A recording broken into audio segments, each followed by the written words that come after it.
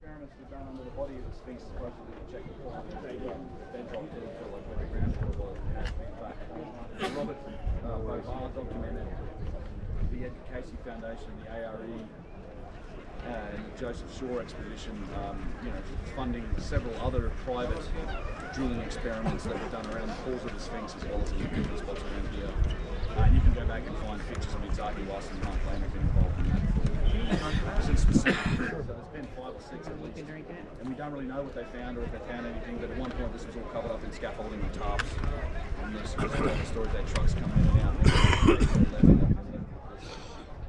wooden floor over the top of it. It is carved from bedrock, so it is carved down. However, you do see there is a pavement at the front here. There are blocks. They call this a Roman pavement. But it's possible that there's structures underneath it. There's been at least 2 ground penetrating radar surveys done here that do indicate the presence of large regular chambers beneath the front area of the Sphinx. It was done with John Anthony West and Robert Schock who did it, and also in the Shaw expedition. Joseph Shaw, so Boris Said witnessed both of them. His GPR surveys and they both showed the same thing. And interestingly, and as we talked about on the first day, Yusuf talked about the Sphinx being essentially the guardian of the gate. On the stelae, the Sphinx is shown as being on a pedestal, and on many stellaes, the Sphinx is always shown as sitting up on a pedestal.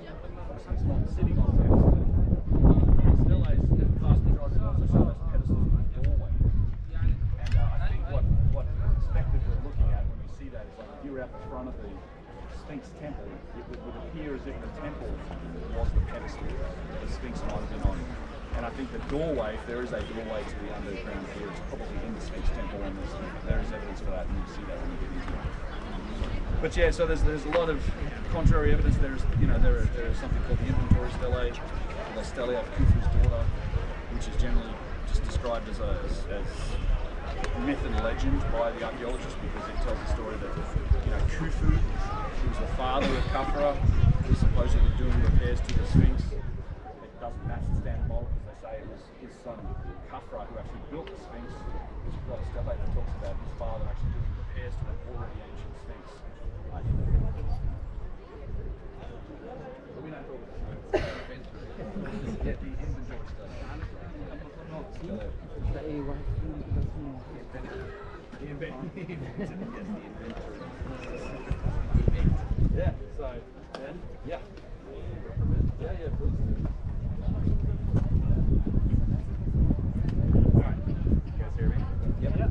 Let's talk precession again for a little bit. A 25,920-year-long cycle. It is basically visible from Earth as a very, very slow movement of the background stars relative to the sun.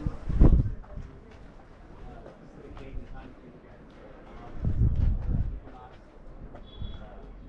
The spring and fall equinox. And you can see this very slow shift in the opposite direction that the stars usually move. 72 years for one thing.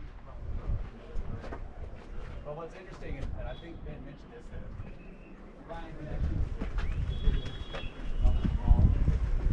But you see this sort of bump here in the center of the Sphinx's body between the legs, sometimes referred to as the heart of the Sphinx.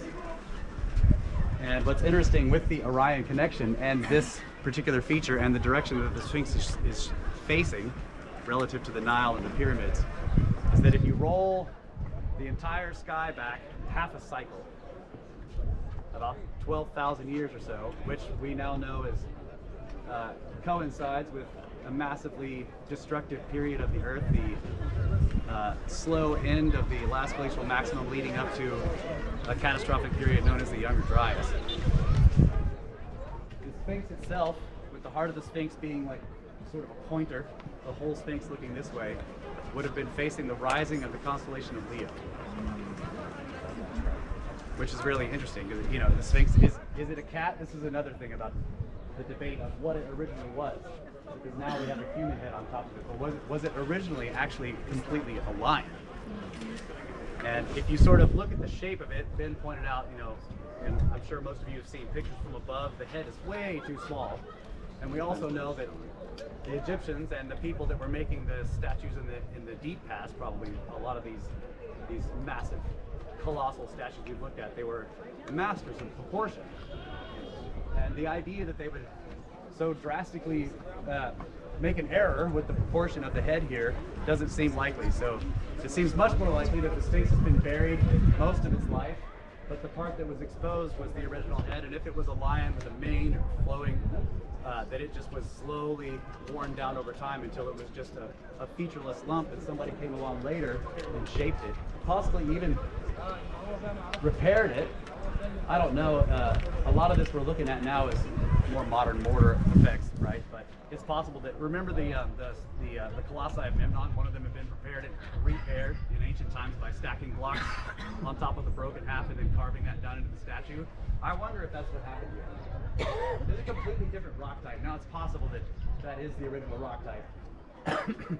But the point is that somebody took a very eroded original lion head and shaped it into a face. And then later when the entire body was uncovered, you're like, oh, well, it doesn't really fit. It's way too small. But the idea that the Sphinx was possibly constructed when Leo was rising in the east 12,000 years ago is just a really interesting one to me. And that also makes the entire Nile and the Orion correlation work. If you roll the sky back at that point, that's when Orion fits the pyramids, that's when the Nile fits the Milky Way in the sky, is when Leo was rising in the east, according to precession. Definitely sounds like a good one.